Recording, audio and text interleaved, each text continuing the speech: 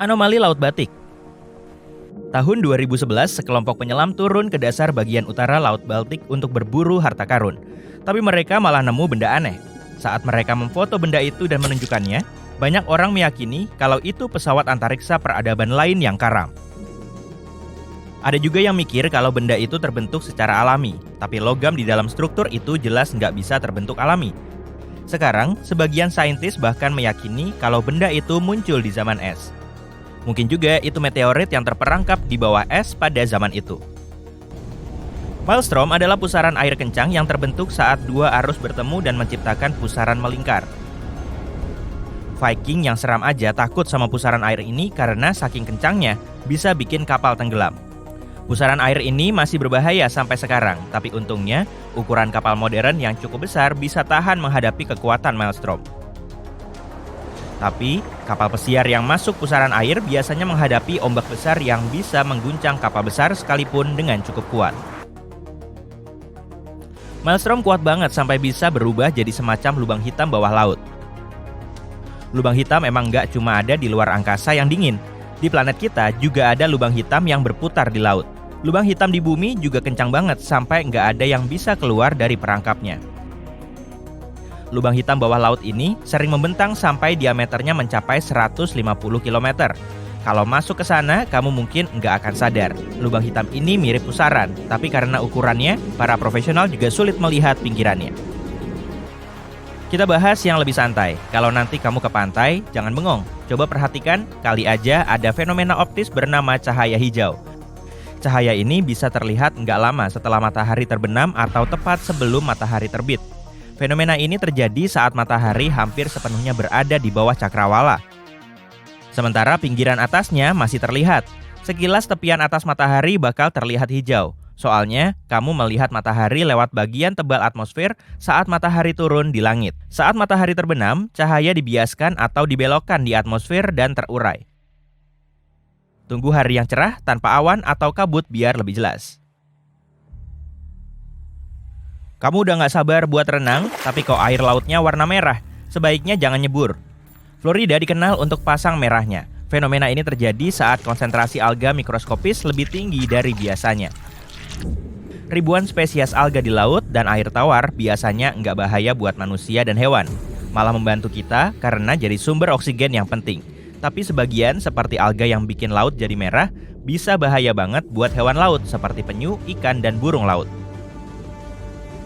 Alga ini bisa tumbuh nggak terkendali dan menghasilkan neurotoksin yang bahaya buat manusia, terutama yang punya masalah pernapasan. Mereka sebaiknya menghindari area pasang merah, terutama pas anginnya cukup kencang untuk mendorong alga ini ke pantai.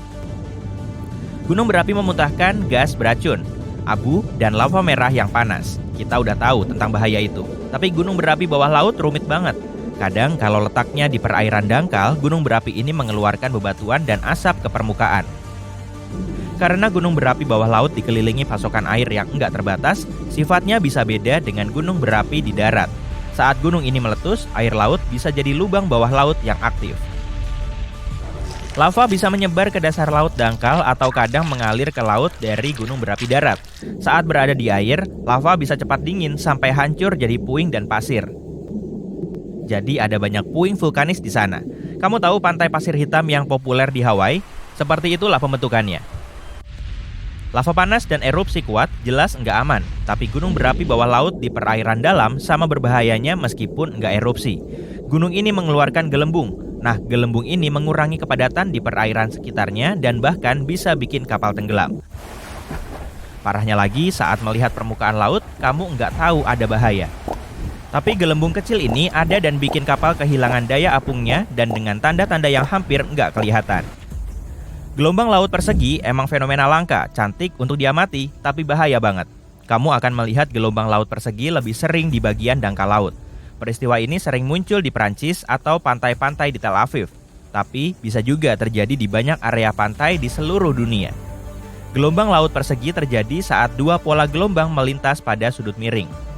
Gelombang itu membentuk pola persegi. Fenomena ini biasanya terjadi saat dua alun bertemu atau saat alun mendorong gelombang di satu arah dan angin kencang mendorongnya di arah lain.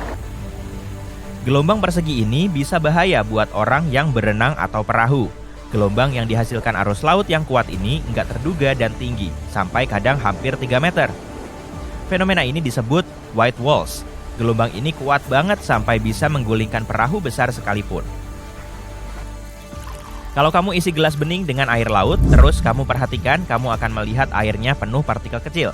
Air laut mengandung larutan garam, lemak, alga, protein, deterjen, dan fragmen-fragmen materi buatan dan organik. Kalau gelasnya diaduk, kamu akan melihat gelembung kecil yang terbentuk di permukaannya. Begitulah busa laut terbentuk saat gelombang dan angin mengaduk lautan. Tapi busa laut yang tebal bisa aja disebabkan oleh ledakan populasi alga. Saat ledakan populasi alga pecah di laut, jumlah materi yang besar akan bergerak ke daratan. Kebanyakan jenis busa laut nggak bahaya buat manusia. Tapi ledakan alga pecah bisa berdampak negatif pada lingkungan dan manusia. Misalnya saat gelembung busa laut pecah, toksin yang dikandung busa itu akan lepas ke udara dan mengiritasi mata atau menyebabkan masalah kesehatan lain. Kamu bisa melihat tidal bore atau gelombang besar di wilayah yang sungainya bermuara di laut atau samudra. Tidal bore adalah gelombang pasang kencang yang melawan arus dan mendorong sungai. Gelombang ini masuk kategori lonjakan, yaitu perubahan kedalaman secara mendadak. Tidal bore adalah lonjakan positif yang artinya gelombang ini mendorong sungai dan menjadikannya lebih dalam. Lonjakan negatif terjadi saat sungai tiba-tiba menjadi sangat dangkal. Enggak semua sungai mengalami tidal bore. Sungainya harus cukup dangkal dengan jalur sempit ke laut. Pertemuan antara laut dan sungai harus datar dan lebar. Area antara pasang dan surut setidaknya harus berjarak 6 meter. Tentunya ada pengecualian, contohnya adalah Sungai Amazon, sungai terbesar di dunia. Mulut Amazon emang nggak sempit, tapi sungai ini mengalami tidal bore karena mulutnya dangkal dan memiliki banyak tumpukan pasir serta pulau-pulau kecil. Tidal bore-nya kencang banget sampai sungai itu nggak punya delta. Endapannya langsung mengalir ke Samudra Atlantik yang dibawa arus cepat. Tidal bore seringkali nggak terduga dan bisa sangat menyeramkan. Gelombang ini juga sering mengubah warna sungai dari kehijauan atau biru jadi coklat. Fenomena ini bisa merusak vegetasi atau bahkan menumbangkan pohon. Jadi olahraga hiburan seperti kayak dan selancar sungai bisa bahaya di area ini. Meskipun kamu pengen lihat tidal bore, hati-hati ya. Gelombang pasang bisa menyapu titik pengamatan dan menyeret apapun atau siapapun ke sungai yang mengamuk. Kamu pernah didatangi orang yang suka banget sama anjing kamu dan minta izin buat motret anjing kamu? Kamu sadar nggak? Orang itu kayaknya lebih tertarik buat motret kalung anjing kamu daripada anjing kamu? Orang ini mungkin lagi nyoba dapetin informasi pribadi kamu. Hal ini bikin orang asing tahu nomor ponsel atau tempat tinggal kamu. Ini biasanya terjadi di taman anjing. Soalnya kita bakal santai dan nggak waspada sama orang asing di sana. Jadi, hati-hati sama informasi yang ditaruh di kalung anjingmu ya. Sekarang kita lihat beberapa tips penyelamat lainnya. Kita mulai dengan anjing lagi. Kalau kamu nemu anjing dengan rompi anjing pemandu, kamu harus cek apa pemiliknya ada di dekat sana. Kalau ternyata anjingnya sendirian, temani dia. Kalau anjing itu meninggalkan area itu, coba ikuti. Anjing itu mungkin ngarahin kamu ke orang yang butuh bantuan. Makanya anjing itu datang dan nyamperin kamu. Anjing-anjing ini dilatih untuk membantu orang-orang difabel dan orang dengan kondisi medis. Hewan menggemaskan ini mengubah dan seringkali menyelamatkan hidup pemiliknya dan keluarga mereka. Kalau kamu terbangun tengah malam dan mencium bau gas, jangan lakukan satu hal ini. Jangan nyalakan lampu. Percikan dari sakelar lampu bisa menimbulkan api. Jangan gunakan ponsel di dalam rumah juga, soalnya bisa gampang menimbulkan percikan. Dan kalau kamu tinggal di apartemen, jangan gunakan sistem akses kontrol pintu.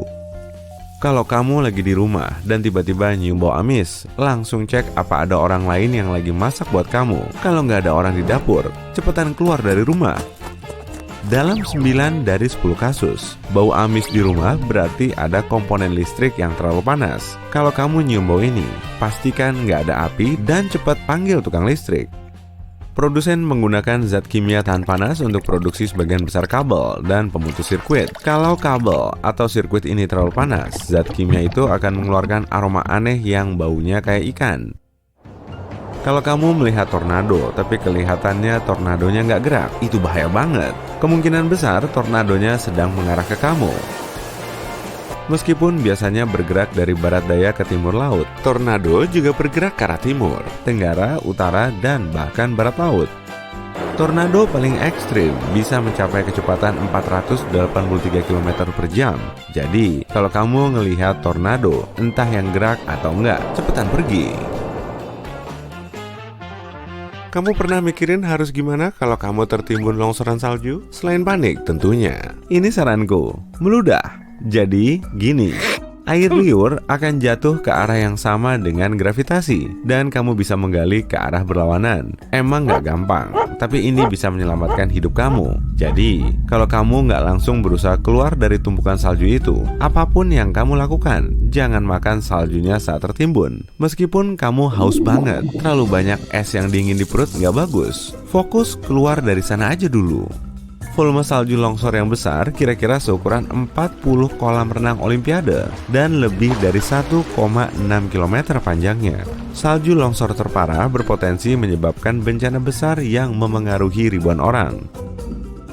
Kalau kamu nemu sarang lebah dan iseng gangguin sarang itu sampai lebah-lebah itu ngejar kamu, jangan lakuin ini. Jangan nyebur ke air dan mengira kamu bisa menipu lebah. Lebah-lebah itu bakal nungguin kamu muncul di permukaan. Jadi, kamu sebaiknya lari secepat mungkin. Akhirnya, lebah dan tawon bakal menyerah dan nggak ngejar kamu lagi. Sarang lebah biasanya berisi 20.000 sampai 80.000 lebah. Dikejar satu lebah pas kamu mau makan es krim aja udah cukup buruk. Apalagi 20.000 lebah, nggak kebayang deh. Kalau kamu nemu hewan cantik, cerah, dan warna-warni di alam liar, kemungkinan besar hewan itu beracun. Jadi, kalau kamu merasa lapar, jangan makan hewan kayak gitu. Ini pelajaran yang pastinya diharapkan oleh banyak hewan lapar di alam liar sebelum makan katak yang warna-warni itu. Warnanya berfungsi sebagai kamuflase dan peringatan untuk hewan lain bahwa kulit mereka beracun. Proses ini disebut aposematisme. Lucunya, kameleon macan dianggap reptil paling berwarna di dunia, tapi nggak beracun. Asalkan kamu nggak dikejar lebah atau tawon, boleh kok nyebur ke air. Tapi begitu di dalam sana, hati-hati sama gelombang laut persegi. Kalau melihat gelombang ini, kamu harus cepetan keluar dari air. Maaf, gelombang laut persegi ini seringkali berupa arus kuat berbahaya yang bisa menyeret kamu ke bawah air. Kalau kamu melihat gelombang ini dari atas, tampilannya kayak kisi-kisi di bawah laut yang membentuk riak persegi. Gelombang laut persegi terjadi bukan karena proses di bawah air, tapi dampak dari pertemuan dua laut yang juga dikenal dengan cross sea atau great waves. Oke, gimana kalau nggak ada gelombang laut persegi, tapi kamu diseret ke sana oleh aligator? Ini cara melepaskan diri dari aligator. Incar hidung dan matanya, dia bakal langsung ngelepasin kamu. Oke, nggak usah berenang aja deh hari ini, kita mendaki aja. Waktu kamu berjalan di gunung dan bukit, kamu juga bisa ketemu sama beberapa satwa liar. Salah satu hewan yang pengen kamu hindari adalah singa gunung. Kalau berpapasan, ini tips yang bisa membantu kamu. Jangan pernah membelakangi hewan ini, mundur perlahan aja. Kucing adalah predator penyergap. Jadi, begitu kamu balik badan, mereka menganggap itu waktu terbaik buat nyerang kamu. Menurutmu, kamu bisa kabur dari kucing besar yang buas ini? Singa gunung bisa lari secepat 80 km per jam. Coba aja lari kalau bisa.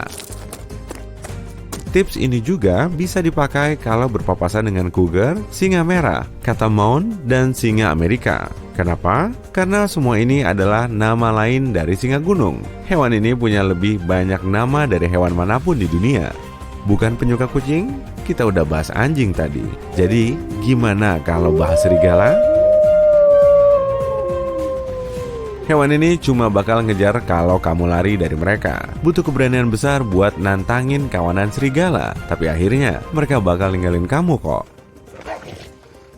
Kedengerannya emang serem, tapi kayak singa gunung tadi, emangnya kamu bisa lari dari kawanan serigala yang lapar?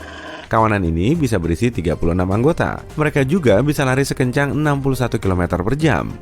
Daya tahan tubuh mereka bagus dan mereka bisa bepergian jauh pada kecepatan 8 km per jam. Kalau berpapasan sama hewan kayak serigala dan singa gunung, kemungkinan besar kamu udah ada di kedalaman hutan. Mungkin kamu nggak kepikiran buat nelepon bantuan kalau berpapasan sama hewan berbahaya. Ada beberapa alasan sih, kamu terlalu takut buat gerak, atau kamu yakin nggak ada sinyal di sana. Jadi, percuma aja. Ini kabar baiknya, kamu bisa menghubungi nomor darurat kapan aja meskipun nggak ada sinyal. Dalam keadaan darurat, ponsel akan terhubung ke menara seluler terdekat asalkan ponsel kamu ada baterainya. Sinyal akan terpancar sama kayak telepon biasa dengan sinyal jaringan dan menara. Tapi kali ini, sinyal itu nggak akan melewati jaringan kamu. Karena itu bukan jaringan kamu. Kamu nggak bisa nelepon nomor lain. Tapi nggak apa-apa. Lagian teman kamu juga nggak bisa membantu kalau kamu lagi berhadapan sama serigala yang lapar. Semoga tips-tips penyelamatan ini nggak perlu dipakai ya. Tapi ada manfaatnya kan tahu hal ini? Selalu hati-hati saat mesen daging di restoran, terutama daging cincang yang ada di burger. Kenapa? Karena saat daging itu dicincang sampai mencapai konsistensi yang diinginkan, unsur-unsur berbahaya dari permukaan daging bisa masuk ke dalam. Hal itu kemungkinan menyebabkan hidangan jadi nggak aman dimakan. Kalau daging pada burger memiliki tingkat kematangan rare, berarti daging itu belum terpapar cukup panas sehingga bakteri atau virus yang mungkin menempel belum mati. Tapi steak dengan tingkat kematangan rare sedikit lebih aman. Begitu lapisan luar daging dipanggang di atas api besar, seharusnya daging itu aman dimakan. Hal ini juga berlaku meskipun kamu masak di rumah. Menurut para ahli, potongan daging utuh harus mencapai suhu internal minimal 60 derajat Celcius sebelum disajikan. Ikan harus dipanaskan sampai suhu 63 derajat Celcius, sementara daging cincang butuh minimum 71 derajat Celcius. Unggas atau daging yang udah dimasak seperti hotdog harus terpapar panas setidaknya 74 derajat Celcius agar aman. Lain kali kamu mesen minuman di restoran, mendingan jangan pakai hiasan. Kebanyakan minuman sekarang dilengkapi potongan lemon atau limau. Ada juga yang memakai stroberi, bahkan zaitun. Tapi nggak semuanya aman dimakan. Soalnya, bartender nggak selalu punya aturan dan disiplin kebersihan yang sama kayak mereka yang bekerja di dapur. Mereka mungkin kadang lupa nyimpen buah dengan benar sebelum menggunakannya, atau mungkin potongan lemonnya udah lama ditinggalin di atas meja. Apalagi sebagian pegawainya bekerja di bawah tekanan yang besar dan kadang lupa cuci tangan. Pesan aja minuman polos dan kamu akan aman. Sama halnya dengan air putih. Kalau kamu di restoran, kamu pasti milih pesan air putih gelasan karena hampir selalu gratis. Tapi sebaiknya beli air minum dari botol saja agar terbebas dari kemungkinan kontaminasi, kayak klorin atau herbisida. Emang sedikit lebih mahal, tapi lebih hemat daripada harus ke dokter. Hotel yang kamu pilih untuk liburan kemungkinan punya prasmanan, mending skip aja. Pertama, kita nggak tahu udah berapa lama makanan itu disajikan. Dan nggak semua orang yang suka prasmanan mematuhi aturan. Ada yang nggak pakai garpu dan sendok buat ngambil dan naruh makanan ke piring mereka. Dan sebagian dari mereka mungkin lagi sakit, mungkin pilek, flu, atau yang lainnya. Tapi, kalau kamu tetap pengen makan prasmanannya, coba pilih makanan yang ada penghangatnya. Coba cari tahu juga makanan apa yang harus hangat dan harus dingin. Misalnya, keju nggak boleh mencapai suhu ruangan, tapi sup atau daging harus selalu dimakan panas-panas. Makan malam bareng teman-teman dan mau berbagi makanan, jangan pesan keranjang roti. Percaya deh, terlalu banyak roti nggak bagus buat diet. Bukan cuma nggak ada kalorinya, tapi keranjang roti ini juga sering dipindahin dari meja ke meja. Betul, roti itu mungkin nggak khusus dipotong buat kamu dan teman-teman kamu. Rotinya mungkin sisa dari pesta sebelumnya. Sama halnya dengan meja camilan. Nggak tahu berapa banyak orang yang udah nyentuh popcorn atau kacangnya sebelum kamu. Atau berapa lama camilan itu sudah dipajang sebelum disajikan buat kamu. Jangan pesan ikan pada hari Senin meskipun kelihatannya menggiurkan. Soalnya, sebagian koki bilang ikan Senin spesial sebenarnya file yang udah disimpan 3 hari. Kebanyakan pasar ikan tutup pada akhir pekan. Jadi, kita nggak tahu ikan yang disajikan pada hari Senin segar atau enggak.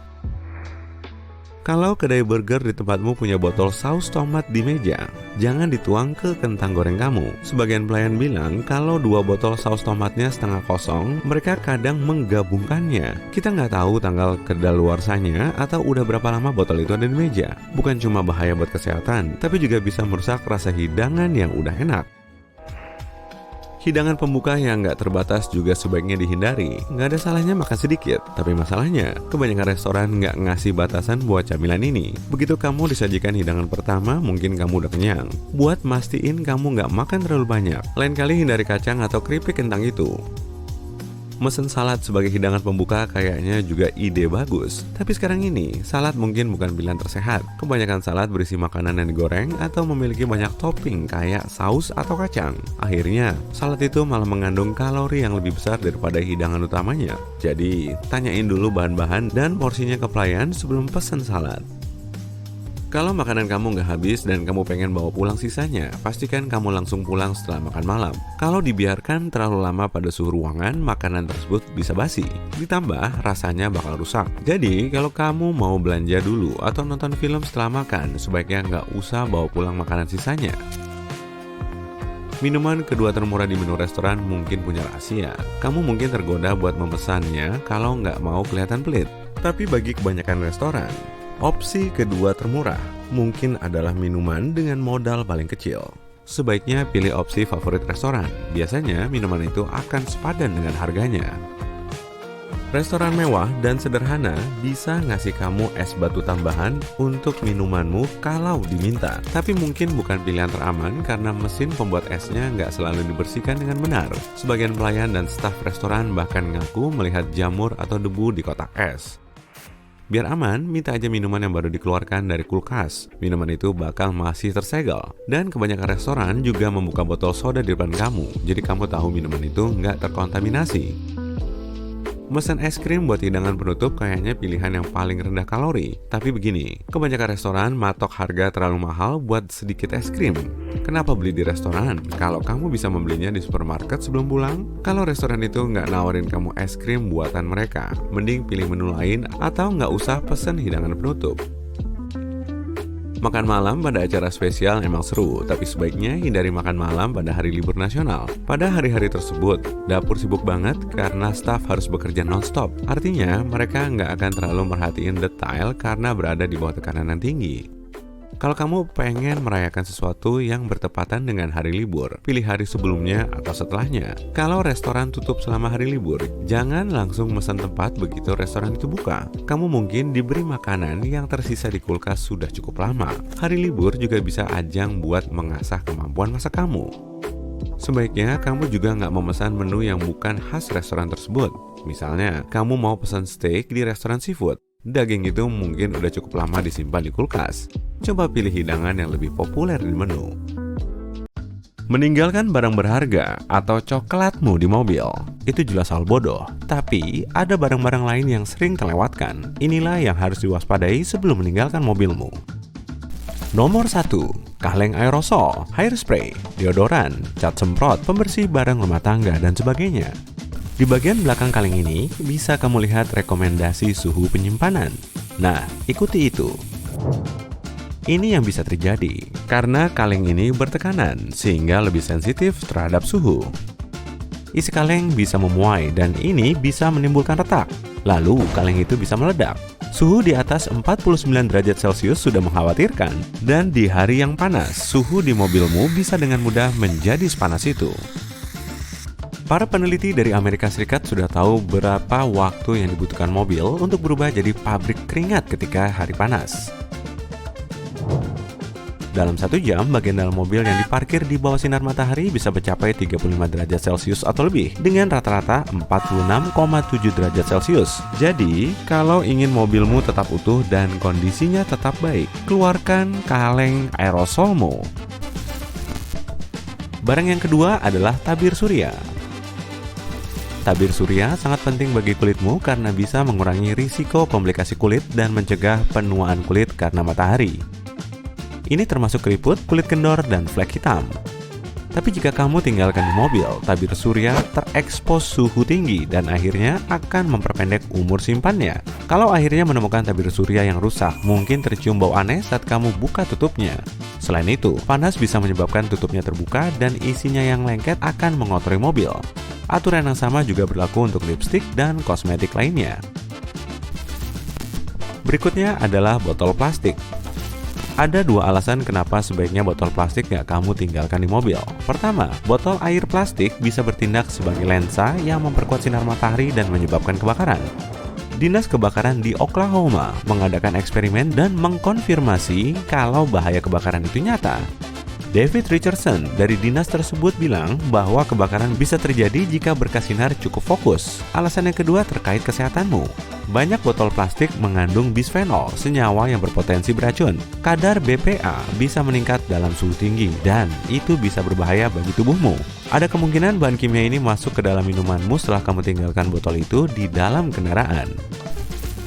Oh, dan baterai. Baterai bisa kehilangan kapasitas untuk bekerja dengan kekuatan penuh jika dibiarkan terbengkalai di mobil. Kamu bisa beli baterai baru dan masalah teratasi, tapi mengatasi kebocoran nggak semudah itu. Kebocoran baterai bisa buruk bagi kesehatanmu karena asam baterai berbahaya jika terhirup dan sangat korosif.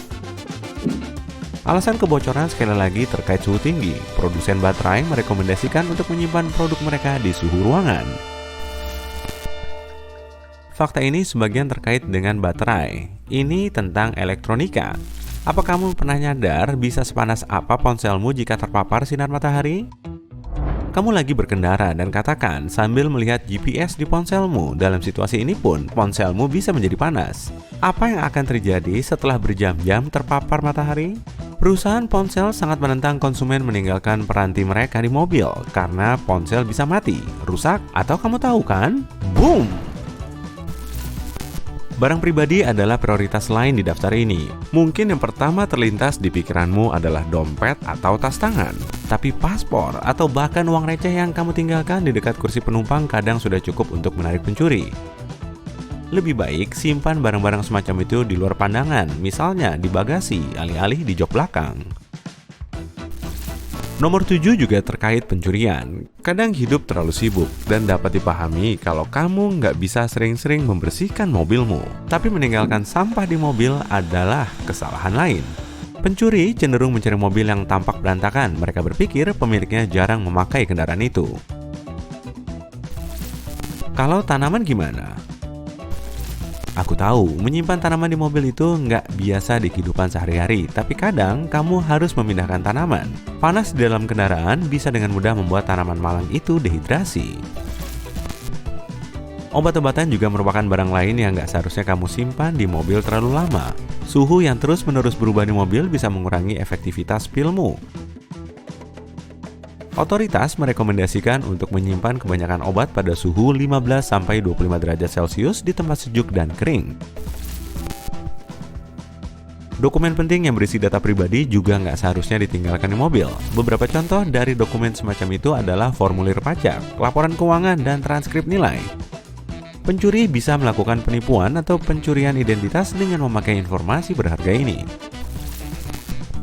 Dan ada juga makanan dan minuman. Para ahli merekomendasikan untuk tidak meninggalkan bahan makanan atau sisa makanan di mobil yang hangat selama lebih dari 2 jam atau cuma sejam jika suhu di atas 32,2 derajat Celcius.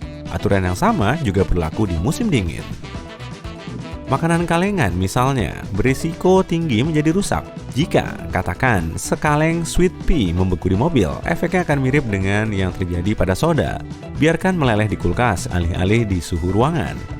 Kalau produk itu nggak kelihatan atau beraroma wajar, buang di tempat yang nggak terjangkau hewan sekalipun. Jangan coba dicicipi, percayakan pada indramu yang lain. Jika produk itu kelihatan berkarat atau ada retak di kaleng, maka harus dibuang juga. Telur adalah contoh lain. Biasanya telur nggak perlu dibekukan, tapi andai kamu lupa meninggalkan satu kantong bahan makanan di bagasi mobil dan cuaca begitu dingin hingga telurnya membeku, simpan telur di kulkas sebelum digunakan. Telur ini harus direbus sampai matang, ini satu-satunya opsimu. Kamu tahu kan, pembekuan menyebabkan kuning telur mengental dan mirip sirup. Kuning telur nggak bisa mengalir alami lagi dan nggak bisa tercampur dengan baik dengan bahan-bahan lain. Kamu nggak seharusnya meninggalkan hewan peliharaanmu sendiri di mobil, itu jelas. Dan bukan cuma karena potensi naiknya suhu. Hewan peliharaanmu akan merasa nggak nyaman tanpa kamu, sahabat terbaiknya, yang menemani. Karena putus asa, hewan ini bisa melakukan sesuatu agar dilihat yang mungkin berupa, misalnya merusak interior kendaraan. Nah, yuk kembali ke musim dingin lagi. Kalau mungkin, jaga agar tangki bahan bakar mobilmu selalu terisi lebih dari setengah. Ini bisa mencegah bahan bakar membeku. Ini juga mempermudahmu menyalakan mesin dan berangkat di pagi hari. Ketika mengawasi indikator bahan bakar, ada baiknya perhatikan juga tekanan ban. Hawa dingin bisa menyebabkan turunnya tekanan. Bukan cuma suhu tinggi, suhu rendah juga bisa merusak beberapa produk. Contoh yang pas adalah kaleng cat. Kaleng cat harus cepat-cepat dikeluarkan dari mobil di musim dingin. Bahan-bahan dalam cat bisa memuai, terpisah, dan menggumpal karena udara dingin. Dengan kata lain, kamu nggak akan bisa memakai cat ini lagi. Cuaca juga mempengaruhi alat musik dari kayu seperti biola atau gitar. Perubahan suhu atau kelembapan bisa menyebabkan alat musik dari kayu melengkung, retak, atau terbelah. Kacamata juga terdampak oleh suhu yang berfluktuasi. Di mobil yang panas, bingkai dari plastik bisa membengkok atau plastik bisa rapuh jika udara sangat dingin. Ini bikin kacamata lebih rentan pecah. Jangan tinggalkan kunci rumah dan kunci pintu garasi di mobil. Ini hal yang dilakukan banyak orang sehari-hari, tapi berisiko.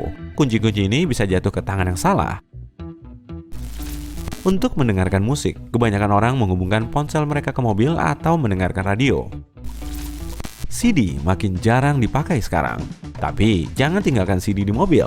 Kepingan ini bisa melengkung dan nggak akan bisa kamu pakai lagi. Kamu tahu barang lain yang nggak seharusnya ditinggalkan di mobil?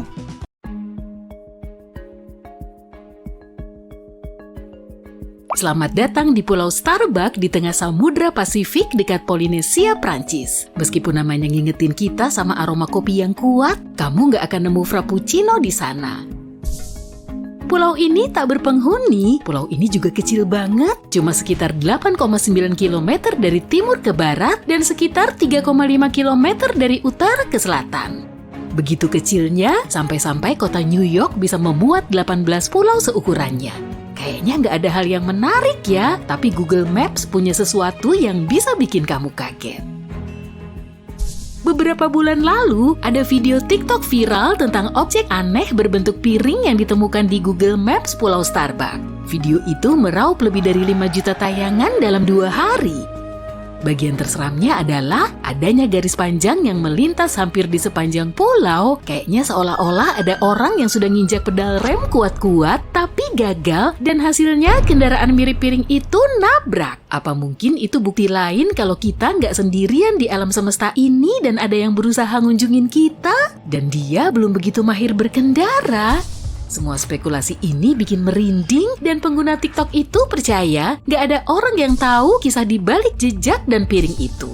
Mereka nggak tahu kalau di tahun 2009, sekelompok penjelajah mengunjungi pulau terpencil itu.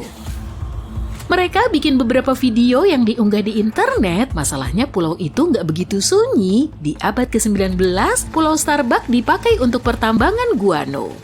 Penjelasan dikit ya, guano adalah kotoran burung dan kelelawar. Iya, ngumpulin kotoran kedengarannya nggak cukup meyakinkan, tapi guano kaya akan fosfat, dan fosfat banyak kegunaannya, serta bisa dipakai sebagai pupuk. Jadi karena ada beberapa orang di pulau itu, mereka harus membangun semacam hunian sementara, dan mereka pun melakukan itu. Sekarang kembali ke Google Maps, lihat nggak angle yang itu? Betul, foto satelit itu bisa dibandingin sama foto-foto dan video bikinan para penjelajah di tahun 2009. Poin lain yang membuktikan bahwa objek aneh ini bukan berasal dari luar angkasa adalah adanya beberapa pohon di pulau itu. Ini tentu aneh. Pohon-pohon ini bukan tumbuhan asli medan karang batu kapur dan pasti ditanam manusia. Misteri terpecahkan. Objek berbentuk piring itu bukan kendaraan luar angkasa, tapi puing-puing suatu hunian. Dan jejak-jejak yang memanjang di sepanjang pulau, kurang tahu juga sih. Tapi pasti bukan sesuatu yang berasal dari luar bumi. Pengguna TikTok lain mengklaim dia melihat zombie di Google Maps. Yuk kita lihat yang ini bener nggak ya? Pertama-tama, video ini bikin takut lebih dari 1 juta orang yang nonton. Video TikTok ini dimulai dengan pemandangan dari kejauhan dan ketika gambar di zoom, kita tahu kalau itu ada di Finlandia. Terus ada tulisan di sana. Aku nyerah deh. Ada yang tahu artinya nggak? Hal berikutnya yang kita lihat adalah gambar tampilan Google Street View berkualitas rendah dan foto itu bikin aku merinding. Kelihatannya mirip kumpulan massa, tapi seperti bukan manusia. Gambarnya buram dan ngebingungin. Apa ini zombie beneran? Jelas itu bukan zombie. Pertama-tama kita cari tahu dulu arti tulisannya, terjemahannya, karya seni tata ruang Quiet People oleh orang ini. Jadi dia ini penari dan koreografer asal Finlandia dan niatnya karya seni The Silent People ini adalah bagian dari pertunjukannya tapi sekarang menjadi karya seni independen. Fakta seru, sosok Silent People itu diganti 2 kali setahun di musim gugur dan di awal musim panas. Pakaian orang-orangan itu didapat dari donasi. Boom! 1 mitos lagi terbantahkan. Sisi terang 2, mitos TikTok 0. Oke, sekarang perhatiin gambar ini. Kamu lihat ada yang aneh? Betul, cewek berkaki 3. Foto satelit ini diambil di Kroasia, tapi tenang, ini cuma bug di Google Maps. Masalahnya teknologi yang dipakai untuk Google Maps punya algoritma aneh. Tiap objek difoto beberapa kali, lalu hasil fotonya disatuin untuk memperoleh foto yang paling akurat. Dalam kebanyakan kasus, cara ini berhasil, tapi kadang kayaknya teknologi bekerja terlalu keras dan hasilnya jadi ada detail tambahan atau kadang anggota badan tambahan orang seperti yang ada di foto itu. Kalau ada yang ngadain lomba lari kaki 3, aku bakal jagoin dia pastinya. Gak ada yang bisa lolos dari mata satelit yang bisa melihat segalanya ya kan? Tanggal 20 September 2022, seorang pengguna TikTok mengunggah video tentang pesawat yang ditemukan di bawah air di aplikasi Google Earth. Pesawat itu ditemukan di lepas pantai Crook Island di Kepulauan Bahama, gak jauh dari Bandara Colonel Hill. Oke, yuk kita lihat apa itu benar. Hal pertama yang harus kita ingat adalah Google Earth Help sendiri mengakui fakta kalau gambar yang ada di aplikasi mungkin hasil dari beberapa foto, baik foto satelit maupun foto udara yang diambil di hari dan bahkan bulan yang berbeda. Hasil dari penyatuan foto kadang nggak bisa diprediksi. Ingat gadis berkaki 3 tadi? Mana mungkin kita lupa. Jadi kayak yang mungkin kamu duga, foto ini hasil penyatuan. Area dengan pesawat itu difoto beberapa kali di tahun 2004 dan 2005, lalu difoto 8 kali di tahun 2015 dan beberapa kali lagi kemudian. Alasan yang paling mungkin foto ini ada di Google Earth adalah ini hasil bidikan foto tahun 2015 yang dipadukan. Orang bilang sanca kembang adalah ular terbesar di dunia dan panjangnya bisa mencapai 6,25 meter. Ada catatan ular sanca semacam itu yang ditemukan tahun 1912 dan panjangnya mencapai 10 meter. Tapi pengguna TikTok bahkan menemukan ular yang lebih mengejutkan lagi di Google Earth. Tanggal 24 Maret 2022, sebuah video mencengangkan lain diunggah di TikTok. Video ini mendapat lebih dari 200.000 like, bayangin jumlah view-nya. Kali ini, pengguna mengklaim kalau rangka raksasa Titanoboa yang sudah punah ditemukan di Google Maps di suatu tempat di Prancis. Sulit menilai dari foto itu, tapi diperkirakan panjang rangka itu sekitar 300 meter dan bisa dipastiin itu adalah ular terpanjang yang pernah ada. Kalau memang ular dengan rangka kayak gitu beneran ada di dunia nyata. Jadi, ini adalah alasan nomor 1 kenapa temuan ini bukan ular. Tahu kan, tulang iga ular itu agak tipis dan rangka di gambar itu kelihatan jauh lebih masif. Hal aneh lain adalah ternyata rangka ini terbuat dari baja. Tahu kan kemana arahnya? Ini bukan rangka asli, tapi sebuah instalasi seni sepanjang 130 meter yang memukau. Namanya ini dalam bahasa Prancis yang artinya ular laut. Instalasi ini dibuat oleh seniman Tiongkok, Huang Yongping, dan gratis kalau kamu mau ke sana. Kerennya, instalasi ini cuma muncul saat pasang surut, jadinya mirip situs penggalian arkeologi gitu. Waduh, seniman itu bikin jutaan pengguna TikTok kelihatan konyol sih. Kalau jalan-jalan ke Prancis, kamu bisa ngelihat karya seni luar biasa ini. Lokasinya di kota ini, gak jauh dari kota itu deh pokoknya. Kadang Google Maps nampilin sesuatu yang nggak pernah ada. Contohnya Sandy Island. Selama ini lokasinya diyakini berada di dekat Kaledonia Baru di Laut Karang Timur. Ini semua berawal ketika James Cook masukin pulau ini ke dalam petanya di tahun 1774. Dia belum pernah berkunjung ke sana, tapi pulau ini dimasukin di beberapa peta lain sebagai peringatan terhadap terumbu karang. Saat itu, ini adalah praktek standar. Selain itu, area ini masih penuh bongkahan batu apung, yaitu sisa-sisa erupsi gunung berapi bawah air, jadi peringatan semacam itu memang perlu. Akibatnya, pulau itu tetap ada di peta sampai tahun 1974, sebuah kampanye identifikasi. Saatnya sarapan. Kamu mulai masukin 2 lembar roti putih favoritmu ke pemanggang roti dan ngebelah alpukat untuk dijadiin selai. Udah stop. Jangan diterusin lagi. Roti panggang alpukat kurang bagus dijadiin sarapan karena kandungan bahan-bahannya. Alpukat memang mengandung vitamin B, mineral, dan antioksidan yang baik untuk kesehatan. Tapi, karena termasuk buah-buahan, alpukat nggak memenuhi kriteria penting sebagai pilihan sarapan ideal. Kandungan protein di dalamnya sangat rendah. Padahal, protein penting banget diasup di pagi hari karena bisa memberi energi dan bikin kita kenyang lebih lama. Sarapan tanpa protein nggak bisa dianggap mengenyangkan. Jadi, kamu bakal cepet lapar dan malah pengen ngemil makanan yang nggak sehat. Meski begitu, alpukat juga banyak mengandung serat dan lemak sehat. Jadi, saat dimakan dalam porsi yang pas, buah ini bisa membantu melancarkan pencernaan dan nurunin berat badan. Idealnya, sepertiga alpukat ukuran sedang mengandung sekitar 80 kalori. Tapi ukuran segitu masih belum seberapa, jadi kemungkinan besar kamu akan nambahin bahan lain ke roti panggang. Di sini kamu bisa nambahin telur, salmon asap, atau kacang-kacangan. Tapi jangan masukin daging atau keju ya, nanti roti panggangmu malah kebanyakan lemak jenuh dan kurang sehat. Dan ya, harga alpukat juga terbilang mahal. Kalau dijadiin sebagai menu makanan sehari-harimu, buah ini bisa jadi investasi. Tapi porsinya masih belum cukup untuk sarapan. Kamu juga perlu merhatiin roti panggangmu. Roti putih terbuat dari biji-bijian olahan dan bebas serat. Padahal, serat ini bagus banget untuk usus dan pencernaan. Kamu perlu makan sekitar 8 lembar roti putih untuk mendapat serat sebanyak 1 lembar roti biji-bijian utuh. Jadi, meski udah makan roti putih, kamu bakal cepat lapar lagi. Roti coklat juga kurang bagus. Jadi, kamu perlu ngebaca dulu labelnya baik-baik sebelum beli.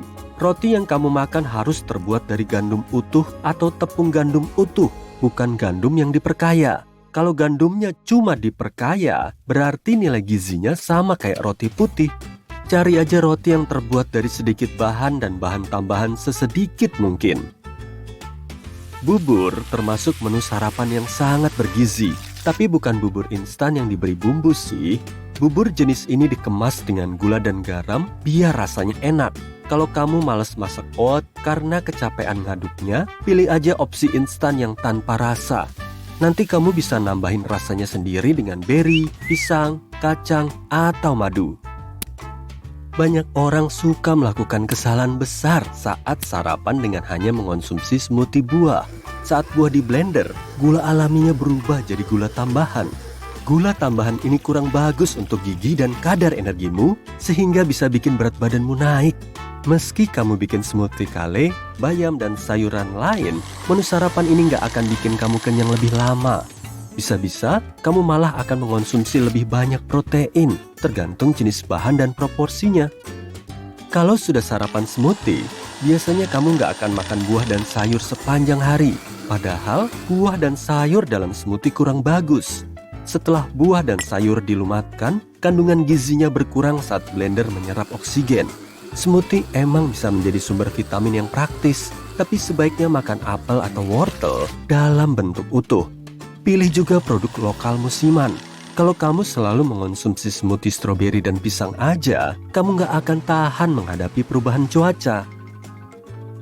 Sebaiknya hindari pancake atau waffle bersirup yang udah jadi menu sarapan klasik. Makanan ini nggak akan memenuhi kebutuhan energimu. Tepung terigu dan gula putihnya bikin pancake mengandung banyak kalori, tapi rendah serat dan protein. Belum lagi sirup lezatnya. Sirup maple asli terbilang mahal. Meski mengandung mineral, maple ini masih tinggi gula. Sedangkan maple yang murah nggak terbuat dari getah maple, tapi dari sirup jagung yang tinggi fruktosa, jadi lebih jelek dari gula biasa. Tapi kalau kamu memang harus sarapan pancake atau waffle, pilih aja tepung biji-bijian utuh, tepung almond, atau tepung gram. Gak apa-apa kan ya kalau kita makan yogurt rendah lemak atau yang tanpa lemak? Tapi kalau yogurt ini punya rasa, lemaknya yang rendah tetap terkompensasi dengan gula tambahan. Makanya, yogurt ini mengandung lebih banyak kalori daripada es krim yang ukurannya sama. Sebaiknya pilih aja Greek yogurt berlemak tanpa rasa. Yogurt jenis ini kaya protein sehingga bisa memperlambat proses pencernaan dan bikin kamu kenyang lebih lama. Kalau rasanya kurang enak, coba tambahin madu atau potongan buah. Tapi jangan cuma sarapan yogurt. Kandungan serat pada yogurt masih belum cukup dan gak bikin kamu kenyang. Jadi, kamu bisa tambahin sereal bran, flaxseed, atau kacang untuk mencukupi energimu di pagi hari. Kalau kamu penyuka sereal manis, kamu pasti gak akan suka dengerin info ini. Sereal yang mengandung gula ternyata gak boleh jadi menu sarapanmu loh. Sebagian sereal emang mengandung biji-bijian utuh, tapi kandungan gulanya ngilangin nilai gizi di dalamnya. Menu sarapan ini cuma akan naikin kadar gula di pagi hari dan kamu malah akan lapar lagi sejam kemudian. Pilihan sereal yang kurang bagus biasanya punya penampilan paling menggoda, bertabur coklat, warna-warni, atau diberi marshmallow. Itu udah kayak makan permen saat sarapan dan gak bikin kamu kenyang. Sandwich siap makan yang dijual di supermarket itu gak sesehat labelnya loh. Makanan praktis ini kemungkinan besar mengandung banyak lemak, gula, dan garam yang semuanya terkandung di dalam saus dengan bahan dasar mayones. Bahan-bahannya juga nggak bisa dipilih. Bisa jadi kamu malah makan keju dan daging murah atau sayuran nggak segar. Sandwich ini mungkin juga mengandung pengawet dan natrium biar lebih tahan lama, dan keduanya nggak bagus buat tubuhmu. Meski bisa diminum saat sarapan, kopi nggak akan mampu menggantikan sarapanmu. Kopi nggak mengandung kalori, protein, maupun serat. Jadi, cuma dengan minum secangkir kopi aja, kamu akan kehilangan semua gizi yang diperlukan untuk memulai hari. Kamu akan mendapat lonjakan energi, tapi itu cuma bertahan selama beberapa jam. Selain itu, kamu akan gampang marah dan kurang fokus. Sebaiknya hindari minuman kopi bergula seperti karamel macchiato, mocha coklat putih, dan pumpkin spice latte. Kandungan gula di dalamnya lebih banyak dari yang kamu perlukan dan bisa memberi kalori berlebih pada diet harianmu. Kalau kamu penyuka hash brown, perhatiin baik-baik deh. Baik yang dijual di tempat sarapan cepat saji maupun di supermarket, semua hash brown udah digoreng sebelumnya. Makanya, kandungan lemak dan kalorinya lebih tinggi. Mending kamu masak sendiri aja, biar kandungan minyaknya bisa seminim mungkin. Meski banyak menu sarapan yang perlu dihindari, kamu tetap perlu sarapan. Saat kamu tidur, sistem pencernaanmu beristirahat. Tapi kalau istirahatnya terlalu lama, kamu bakal makan berlebihan dan memilih makanan tinggi gula untuk menaikkan energimu. Ngelewatin sarapan bisa memperlambat metabolisme dan bikin kamu nggak fokus. Jadi, sebaiknya pilih sarapan yang lebih sehat aja, mulai dari oatmeal dan tomat, roti panggang gandum utuh, hash ubi, hingga overnight oat. Ada banyak pilihan kan? Kulit pohon, daun, dan bahkan biji pohon ini beracun. Yang lebih parah lagi, biji-biji itu bisa meledak. Dan itu bukan pengalaman yang kamu inginkan saat jalan-jalan keliling Amerika tropis. Inilah pohon buah roda atau pohon kuku macan, raksasa setinggi 30 meter yang penuh duri berbentuk kerucut. Pohon ini kelihatan unik karena buahnya hampir mirip labu kecil, tapi jangan berani dekat-dekat dan menyentuhnya. Lihat saja dari jauh, begitu buah yang mirip labu itu retak, ia akan melepaskan biji-biji yang kesohor itu. Biji-biji ini bergerak 70 meter per detik, dan itu cukup untuk bikin kamu cedera. Tapi hey, pohon buah roda nggak sejahat itu kok. Ia cuma nggak mau ada kompetisi, dan karena itu berusaha begitu keras untuk melempar bijinya sejauh mungkin, sekitar 40 meter. Jadi, jangan halangi jalannya ya. Sebagian pohon begitu berbahaya hingga diberi tanda peringatan, misalnya pohon manchineal. Pohon ini kelihatan sangat polos dan buahnya mirip apel biasa. Tapi makan apel semacam ini bisa menjadi hal terakhir yang kamu lakukan di dunia. Wah, kayaknya serius. Menyentuh pohon ini juga nggak aman. Bahkan melihat pohonnya saja bisa bahaya. Serius. Dan orang bahkan nggak bisa membuangnya. Siapapun yang mencoba melakukan itu akan langsung dihukum. Coba kamu tebang pohon ini. Ia akan balas dengan menyemburkan cairan membutakan langsung ke matamu. Ya, Getah ini bisa menyebabkan kebutaan sementara dan jika terkena tangan, kulitmu akan terbakar dan melepuh. Cuma ada satu cara untuk menjinakkan pohon itu. Untuk itu, orang harus membakar pohon di pangkalnya dan pastinya berdiri menjauh. Lalu pohon yang sudah roboh dibiarkan kering di sinar matahari. Begitu kering, kayu ini aman digunakan. Bahkan ada perabotan dari kayu pohon mansionil yang sebelumnya beracun ini. Hei, tarik kursinya. Sekarang benda ini nih, ilmuwan menyebutnya Jatropha fruit atau buah jarak pagar. Kalau kamu pernah mencoba makan buah ini, hal pertama yang akan kamu alami adalah sensasi terbakar di tenggorokan. Begitu buah ini sampai di lambungmu, kamu akan mengalami sakit perut parah. Hasilnya bisa mengerikan, bisa menyebabkan depresi sistem saraf pusat dan artinya bukan menjadi sangat sedih. Ini adalah kondisi psikologis saat kecepatan bernapas terdampak, detak jantung turun dan korban bahkan bisa hilang kesadaran. Belum lagi akibat yang lebih serius. Lihat daun berbentuk hati ini? Imutnya. Tapi pohon ini nggak begitu imut. Pangium adult atau keluak adalah tumbuhan asli Asia Tenggara dan buahnya bisa dimakan tapi butuh banyak persiapan. Pertama, tandan kecoklatan yang mirip buah pir itu harus kamu petik. Ini adalah buahnya. Kedua, bijinya harus kamu rebus. Ya, biji itu harus kamu keluarkan dari daging buah yang kelihatannya lembut dan bisa dimakan, tapi sebenarnya nggak bisa. Ketiga, kamu harus merendam atau memeramnya dengan daun pisang selama 40 hari agar hidrogen cyanidanya terlepas. Ya, bagus sekali bahwa hidrogen cyanida larut dalam air dan terbilas begitu bijinya direbus dan difermentasi. Tapi bukankah itu terlalu susah ya? Karena biji ini biasa ditambahkan ke dalam beberapa masakan, jadi lebih sebagai bumbu, bukan sebagai masakan tersendiri. Hidrogen cyanida itu sudah merusak moodku. Sebagian buah butuh banyak persiapan, sedang yang lain bisa dimakan ketika 100% matang. Elderberry mentah kaya vitamin C yang baik untukmu, dan cyanida yang nggak begitu bagus. Tapi buah beri ini cukup terkenal, kamu bisa menemukannya dalam pie, sirup, teh, selai, apa saja. Buah beri yang sudah benar-benar matang dan dimasak nggak berbahaya. Dan tidak, buah beri ini nggak dilarang.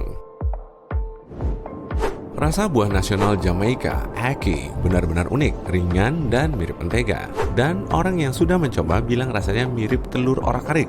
Kayak elderberry, Ackee cuma aman dimakan kalau sudah benar-benar matang. Jadi, impor Ackee mentah dilarang di Amerika Serikat hampir 50 tahun lalu. Bagian yang bisa dimakan cuma daging lembutnya yang putih. Dagingnya yang berwarna pink kelihatan menggiurkan, tapi jangan terkecoh. Bagian ini sangat beracun.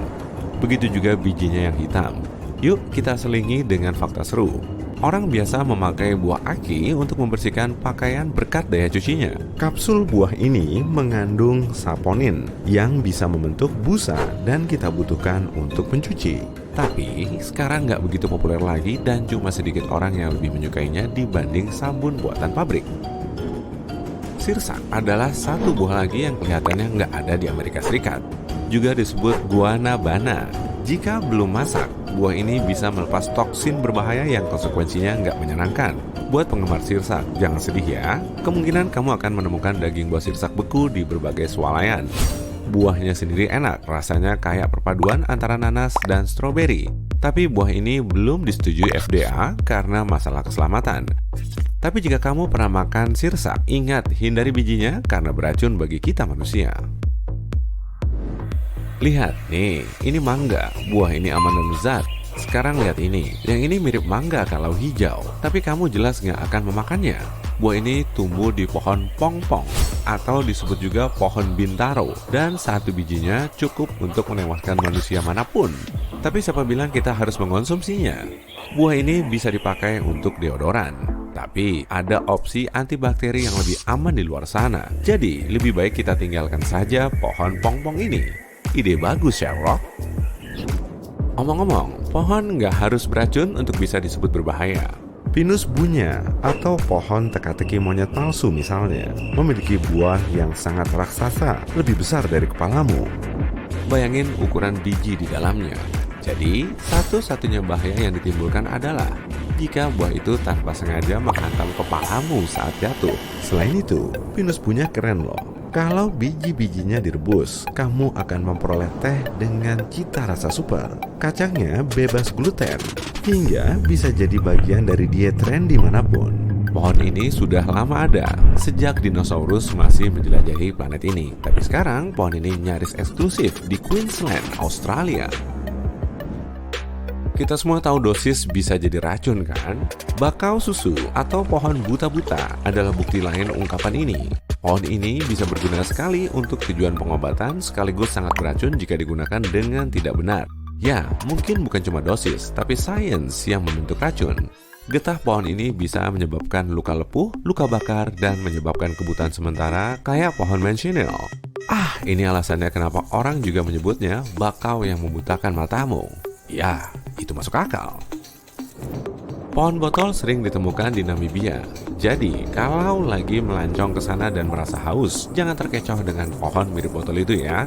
Pohon ini nggak mengandung air untukmu. Pohon botol memperoleh bentuknya yang terkenal setelah berumur antara 5-8 tahun dan didesain untuk menahan air bagi pohon itu sendiri. Kalau kamu berani mencoba, konsekuensinya bisa kita bilang menyedihkan. Pohon ini sangat beracun bagi manusia dan hewan. Racunnya terkandung dalam air. Pohon tidak akan punya cadangan air jika hewan mengambil semua airnya. Untuk menghindari hal ini, pohon botol membentuk racun sebagai mekanisme perlindungan, terutama dari hewan dan juga sebagian manusia agar tetap terhidrasi. Nasihat bagus untuk semua.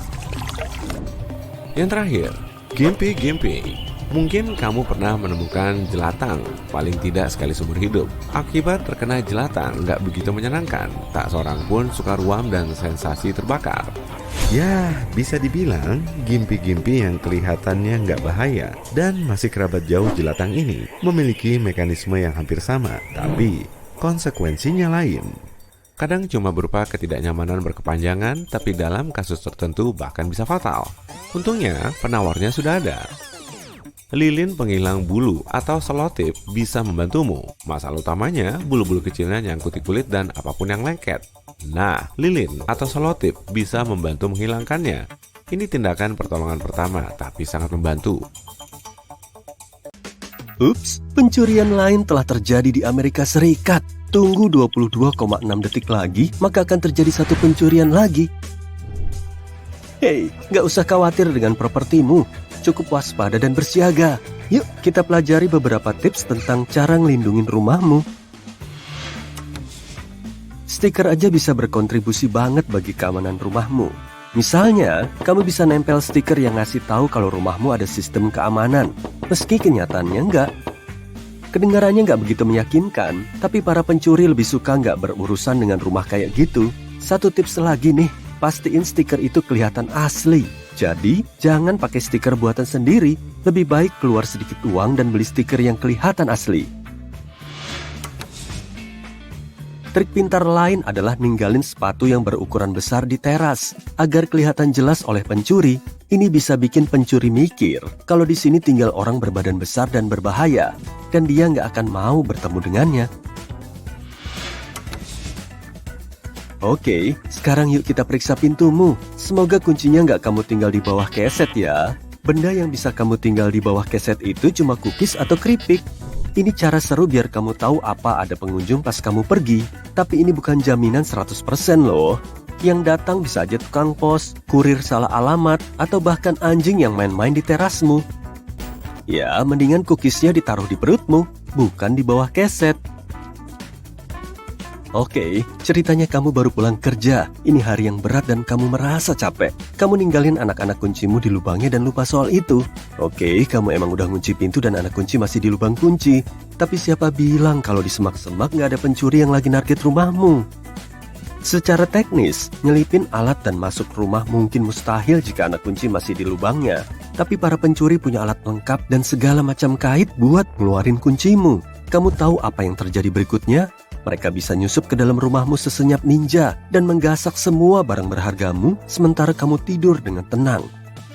Solusi yang bagus mungkin adalah kunci yang cuma bisa ditutup dari dalam dan nggak bisa dibuka dari luar. Saat pindah ke rumah baru, meski kamu nggak membeli tapi cuma nyewa, pastiin untuk ganti kuncinya. Siapa tahu berapa jumlah duplikat kunci yang ada. Jika nyewa, kamu nggak pernah tahu siapa yang tinggal di sana sebelum kamu datang. Kalau karena alasan tertentu kamu pernah nggak sengaja ninggalin kunci di pintu depan selama beberapa saat, hal terbaik yang bisa kamu lakuin adalah mengganti kunci itu. Ya, mungkin nggak akan terjadi hal buruk sih, tapi main aman tetap lebih baik. Selain itu, harusnya kamu bukan cuma berhenti ninggalin kunci di pintu, tapi juga jangan taruh kunci di tempat terbuka. Lebih baik kamu bawa ke ruang duduk, alih-alih disimpan di dekat pintu depan. Kadang, pencuri bukan cuma bisa pakai pintumu loh, tapi juga jendelamu. Perhatiin sampahmu, terutama jika kamu membuang kemasan barang mahal. Jangan biarin para pencuri tahu apa yang kamu beli dan berapa harganya. Sampahmu mungkin juga berisi beberapa informasi penting tentang data pribadi, detail kartu kreditmu, dan masih banyak lagi. Awasi kotak suratmu. Pastiin kotak itu dilengkapi kunci. Soalnya, pencuri bisa cukup tertarik dengan isi kotak suratmu. Jadi, rahasianya sederhana. Tetap kunci kotak suratmu dan pastiin buat berkas apapun yang berkaitan dengan data pribadimu. Nah, sekarang yuk kita periksa halamanmu. Hei, aku bisa ngeliat bahaya. Yang kumaksud semak-semak besar ini, ya, aku tahu kamu nggak sempat memangkasnya. Makin besar semak-semak, makin banyak ruang untuk pencuri bersembunyi. Selain itu, jika seseorang melihat semak dan pohon di halaman depan yang nggak dipangkas, dia bisa mengira kalau di rumah nggak ada orang. Paham kan? Oke, semisal semua tips sebelumnya kamu abaikan dan pencuri membobol rumahmu, hal yang paling menarik bagi mereka biasanya uang tunai.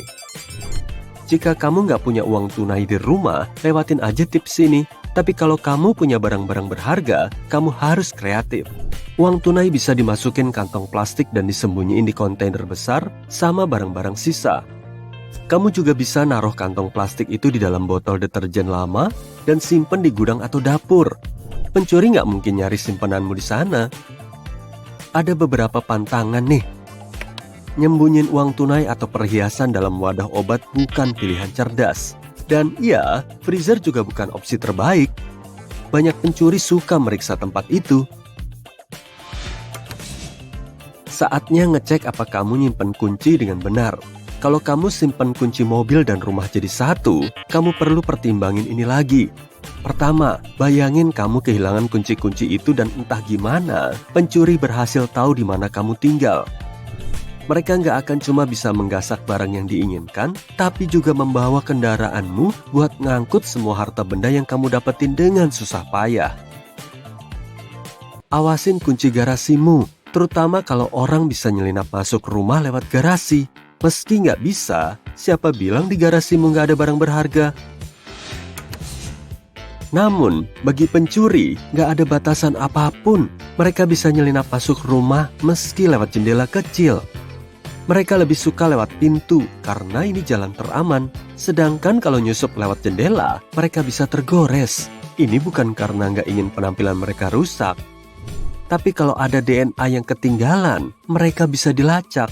Tapi penjahat cukup hati-hati dengan nggak ninggalin jejak mereka. Contohnya aja, sebuah laporan dari Inggris bilang kalau cuma 3% pencuri yang ninggalin bukti forensik. Untuk melindungi dirimu di malam hari, ada beberapa opsi. Nomor 1, masukin klip kertas besar atau jepit rambut ke dalam lubang kunci. Kamu bisa pakai sepasang kunci cadangan kalau punya. Dengan begini, kamu akan mempersulit atau malah bikin pencuri mustahil pakai kunci tiruan. Nomor 2, memasang barikade. Ini bisa berupa kursi berat, rak buku, apa aja. Maksudku, kenapa enggak kalau itu bikin kamu merasa aman? Kalau pintumu terbuka keluar, alat pengganjal bakal membantu banget. Kursi juga bisa sangat membantu. Caranya kaitkan di bawah knop pintu. Ini bukan sistem keamanan terkuat, tapi minimal berfungsi. Ngikat 2 knop atau handle pintu jadi satu juga bisa jadi pilihan. Kamera keamanan palsu bisa ngelindungin kamu siang dan malam. Sekali lagi, pencuri nggak sepemberani kelihatannya kok. Kalau kamu punya CCTV asli, pastiin alat itu nggak dinonaktifin penjahat. Jadi, pasang CCTV di tempat yang sulit dijangkau ya. Kalau kamu siap ngeluarin uang untuk perlindungan, maka lampu sensor gerak yang kamu butuhin. Penjahat suka tempat-tempat remang, dan begitu deketin rumahmu, mereka akan ketakutan karena lampu yang terang. Solusi ini berfungsi selama pencuri tahu kamu ada di rumah.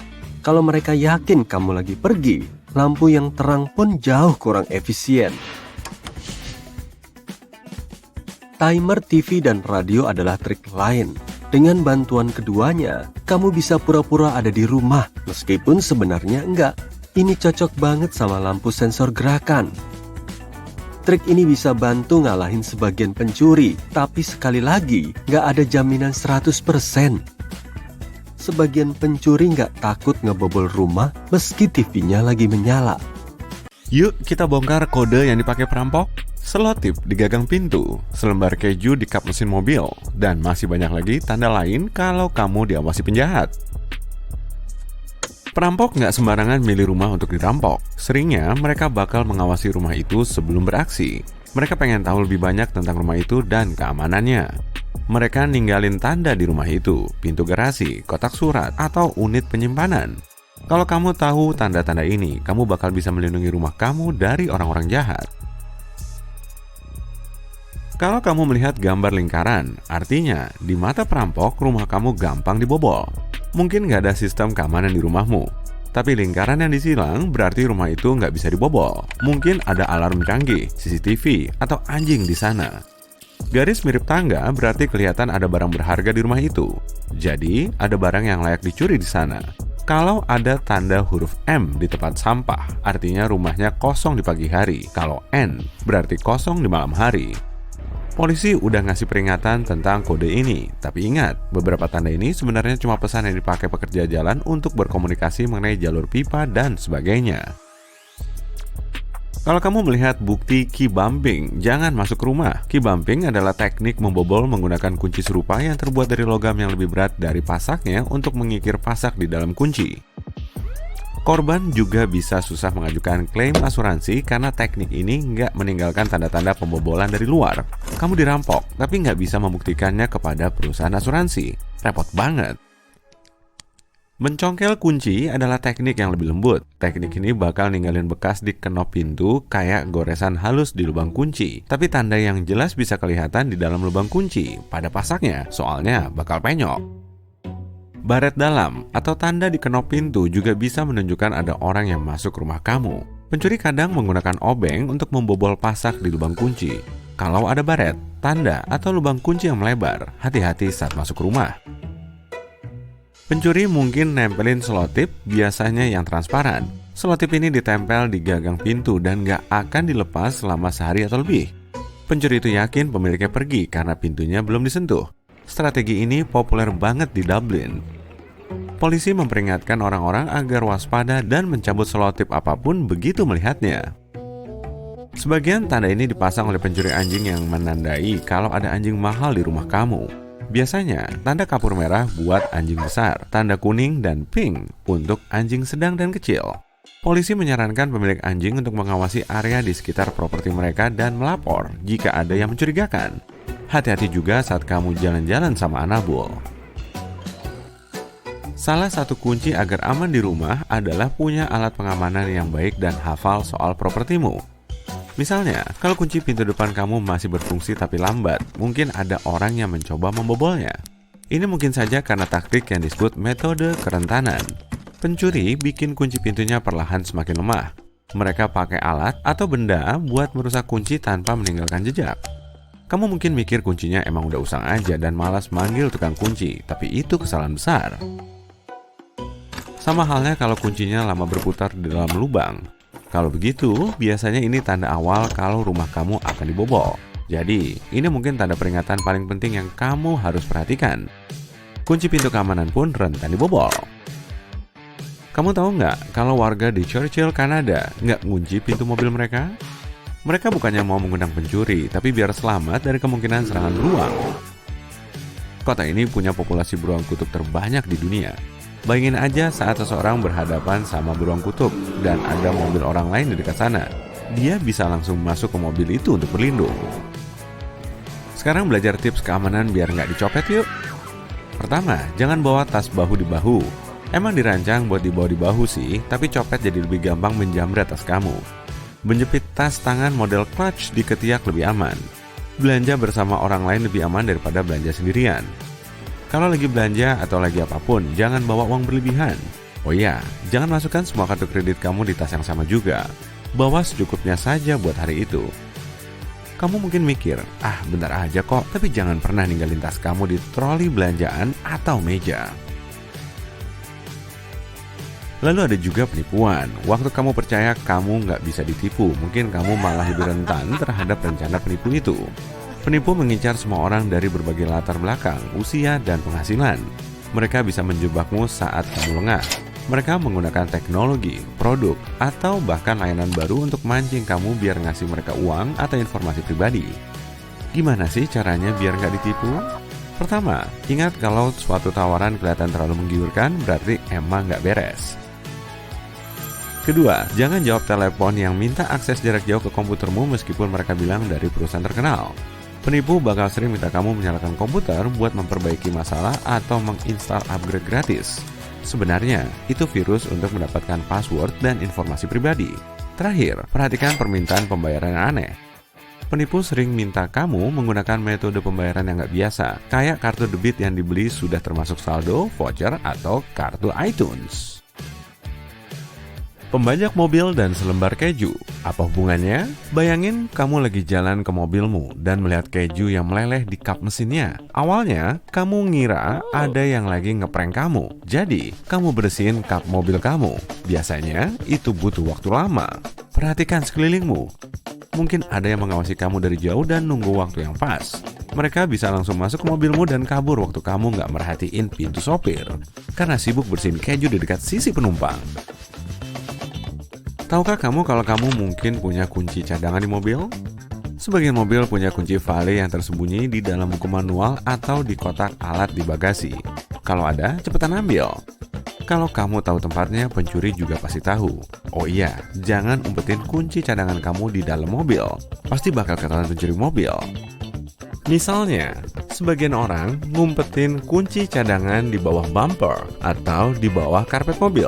Pencuri sering mengecek tempat-tempat itu juga. Ngomong-ngomong soal pencurian mobil, mungkin sekarang waktunya membahas kebiasaan dan strategi pencuri mobil. Mereka nggak akan pergi ke lokasi yang terbuka dan terlihat kayak di depan rumah atau di pinggir jalan.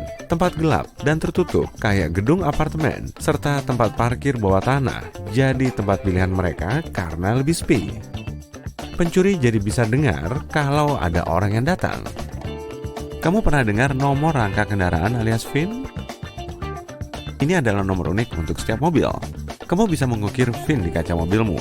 Tindakan ini bikin onderdil yang dipreteli dari mobil kamu kurang berharga. Selain itu, harga kaca mobil cukup mahal. Jadi, pencuri akan menghindari mobil kayak gitu. Tapi emang sebaiknya jangan jadi target yang mudah dan mengundang. Apa kamu pernah mengalami sendiri hal-hal seperti ini?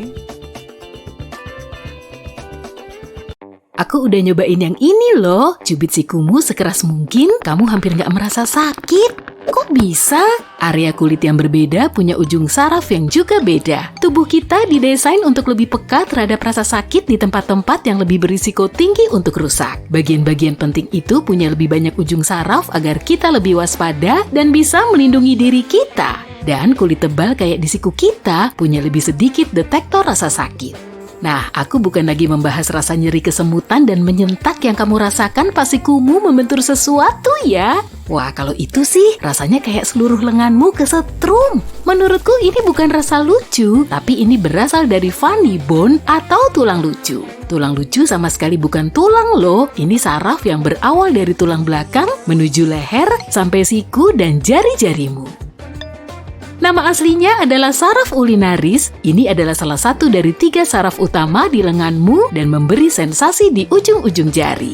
Saraf ulinarismu dilindungi dengan baik oleh otot, lemak, dan tulang. Tapi ada satu titik di sikumu di mana saraf ini terekspos dan itu titik tulang lucu. Versi lain tapi nyata dari kisah Achilles kan? Oke, sekarang kamu sudah paham kenapa jika tulang lucumu terbentur rasanya begitu lain dengan pas sikumu nggak merasakan apa-apa jika dicubit. Fenomena berikut terkait dengan momen-momen sosial yang canggung. Mungkin gak seluruhnya, ini bisa terjadi saat gebetanmu memujimu. Aku lagi membahas tentang pipi yang memerah nih. Nah, aku gak yakin kalau di perutmu memang ada kupu-kupu saat kamu jatuh cinta, tapi aku yakin dengan yang ini. Ketika pipimu memerah, lapisan lambungmu juga memerah. Iya, aku udah lihat. Lapisan lambung adalah jaringan yang melindungi dinding lambungmu dari asam di dalamnya. Saat pipimu memerah, jaringan ini juga memerah karena ini terjadi saat darah naik ke permukaan kulit. Ini berdampak terhadap perut juga loh, dan ini adalah proses alami respon psikologis terhadap perubahan emosimu. Karena lagi membahas tentang lambung, kayaknya ini saat yang pas untuk ngasih tahu bahwa cairan lambung bisa melumat meja baja. Ini berarti asam bisa mencerna organ dalammu dong. Syukurlah lapisan lambungmu mencegah terjadinya hal ini. Kamu bisa berpendar dalam gelap. Jangan matiin lampu dulu ya, kamu nggak akan bisa lihat ini dengan mata telanjang. Visual tubuh manusia yang bercahaya ini berasal dari kamera ultrasensitif. Para ilmuwan Jepanglah yang pertama menangkap foto-foto biopendar manusia. Cuma kamera ultrasensitif yang bisa mengungkap kalau tubuh kita memancarkan sedikit cahaya, sebab cahaya ini 1000 kali lebih lemah dibanding yang bisa dideteksi mata manusia. Rupanya semua makhluk hidup menghasilkan sedikit cahaya berkat reaksi kimia dalam sel-sel mereka. Manusia baru saja ditambahkan ke dalam daftar ini. Para peneliti telah memfoto tubuh bagian atas para sukarelawan selama beberapa hari. Hasilnya menunjukkan kalau jumlah cahaya yang dipancarkan mengikuti siklus 24 jam. Pendar yang paling terang terjadi saat sore dan paling redup di akhir malam. Selain itu, cahaya paling terang dipancarkan dari pipi, dahi, dan leher. Yang menarik, ini nggak sesuai dengan area paling terang yang tertangkap kamera termal. Apa kamu tahu kalau kamu agak lebih tinggi di pagi hari dibanding sesudah itu? Iya, aku udah mengukur kamu loh. Serius, perbedaan tinggi ini berkaitan dengan gravitasi. Kekuatan gravitasi menekan tulang rawan di tulang belakang dan lututmu pas kamu berdiri atau duduk sepanjang hari. Tapi saat kamu berbaring, tulang belakangmu nggak tertekan dan rileks. Karena itu, pas bangun pagi setelah istirahat di ranjang semalaman, kamu lebih tinggi. Pertambahan tinggi badan ini nggak lebih dari 2,5 cm, jadi jangan taruhan siapa yang lebih tinggi sehabis tahu info ini ya. Fakta seru, para astronot yang kembali dari misi mereka lebih tinggi beberapa senti dibanding biasanya pas di bumi. Ini karena tidak adanya gravitasi di ISS. Tapi mereka nggak setinggi itu terus kok. Pas sudah di bumi lagi, lambat laun gravitasi menekan mereka hingga kembali ke tinggi badan semula. Yuk kita kembali ke organ yang tadi kita bahas, kulit. Iya, kulit adalah salah satu organ. Faktanya kulit adalah organ terluas di tubuhmu. Kulit berkontribusi sampai sekitar 15% berat badanmu. Apalagi ya peran organ ini selain menutupi tubuhmu? Kulit punya berbagai fungsi vital, misalnya melindungi tubuhmu dari bahaya fisik dan biologis dari luar. Selain itu, kulit juga mencegah penguapan air berlebihan. Aku kepo banget nih, apalagi kejutan yang dimiliki tubuh manusia ya. Tapi untuk saat ini, yuk kita lanjut dulu ke dunia hewan. Burung hantu nggak punya bola mata loh. Sebagai gantinya, burung hantu punya tabung mata. Mata mereka yang berbentuk tabung ini nggak bergerak dalam soket matanya seperti mata kita. Karena itu, burung hantu harus menggerakkan seluruh tubuhnya untuk melihat sekitar. Tapi menggerakkan tubuh akan menimbulkan bunyi, sehingga hewan-hewan lain akan mendengarnya. Jadi burung hantu berevolusi hingga punya leher yang bisa berputar sekitar 270 derajat dengan super pelan. Tapi apa masalahnya? Visi malam butuh kornea lebih besar untuk memperoleh cahaya sebanyak mungkin. Ini alasan utama kenapa kebanyakan hewan malam seperti kukang atau ingkir bermata lebar. Bagi burung hantu, cara kerjanya agak berbeda. Karena kepalanya kecil, mata sebesar itu nggak akan muat di dalamnya. Meskipun nggak punya bola mata, tapi makhluk ini punya 3 set kelopak mata. 1 set untuk berkedip, 1 untuk tidur, dan yang terakhir untuk menjaga kebersihan tabung matanya. Apa burung hantu peduli dengan itu? Iya dong! Lanjut dari hewan malam ke hewan-hewan yang lebih kamu kenal. Meow! Kucing punya organ tambahan yang memungkinkan hewan ini membaui udara. Organ ini disebut organ Jacobson atau organ vomeronasal. Organ ini berlokasi di rongga hidung kucing dan membuka ke langit-langit mulutnya. Organ ini bisa mendeteksi bahan kimia tertentu dengan saraf yang langsung menuju otak, tapi itu bukan penciuman biasa ya. Reseptor bau organ Jacobson nggak didesain untuk menangkap bau biasa. Organ ini mendeteksi bahan kimia yang sama sekali nggak berbau. Dengan kata lain, kucing bisa mendeteksi bau yang tak terdeteksi. Bukan cuma ini, organ Jacobson meningkatkan indera penciuman. Misalnya saat anak kucing mencoba mencari susu induknya, bayangin ada 2 induk dan 4 anak kucing bisa membedakan induknya dari kucing dewasa lain dengan bantuan indera penciumannya. Saat orang ketemu, mereka saling menilai bahasa tubuh. Biasanya kucing melakukan ini dengan mengendus kepala satu sama lain. Sapaan ini melepaskan feromon yang bisa menyampaikan banyak hal tentang satu kucing ke kucing lain, seperti apa makanan kesukaan kucing lain atau apa hewan itu sehat atau enggak. Kucing bahkan bisa menilai apa kucing lain sedang senang atau sedih. Semua itu berkat organ Jacobson. Nah, ini fakta lain tentang kucing nih. Hidung kucing memiliki tonjolan khas yang menyerupai pola. Mirip sidik jari kita, tiap kucing punya sidik hidung yang unik. Sidik hidung ini bisa dipakai sebagai bentuk identifikasi loh.